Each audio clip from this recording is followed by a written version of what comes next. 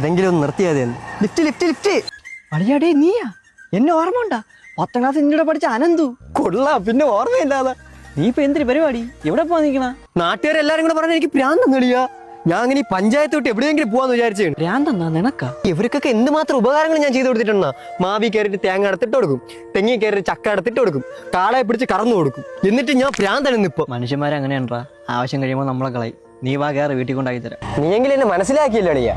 എന്നാലും ഒരു കാര്യമില്ല, ഈ നാട്ടുകാരെല്ലാം എന്തിനാ നിന്നെ കുറിച്ച് ഇങ്ങനെയൊക്കെ പറയണം? അതാണ്ടാ എനിക്ക് മനസ്സിലാവാത്ത. മിനിങ്ങാൻ നമ്മളോട് ഓന്ത വന്ന് അതിന് നിറം മാറില്ല. അങ്ങനെ ഞാൻ പെയിന്റ് അടിച്ചു വെച്ചു, പച്ച പെയിന്റ്. ഇവിടെ ഓന്ത വന്നപ്പോ പെയിന്റ് അടിച്ചു വെച്ച് ഞാൻ. പിന്നെ അത് കഴിഞ്ഞിട്ട് അവിടെ ഒരു അരണ വന്ന്, അതിന് ബുദ്ധിയില്ല ചെവുത്തയില്ല. ഞാൻ അങ്ങനെ സന്തോഷ് പ്രേമി വെച്ചു കൊടുത്തു. ഇപ്പൊ നല്ല ബോധമുണ്ട്. പിന്നെ അത് കഴിഞ്ഞിട്ട് മിന്നാമിന്നി വന്ന് മൂലത്തിൽ ലൈറ്റ് ഇങ്ങനെ വെട്ടി വെട്ടിയാണ് കത്തണം. അങ്ങനെ ഞാൻ സ്വിച്ച് ബോർഡ് സെറ്റ് ചെയ്ത് വെച്ച് ഇപ്പൊ എപ്പോഴും ലൈറ്റ് കത്തും. അതിനാണ് എന്നെ ഉമ്മാരെല്ലാം ഭ്രാന്തൻ എന്ന് പറയണ. പിന്നെ വണ്ടിക്ക് എന്തൊരു കംപ്ലൈന്റ്? നീ ഒന്ന് ഇറങ്ങി നോക്കിയാണ് തിരി ഒന്ന്.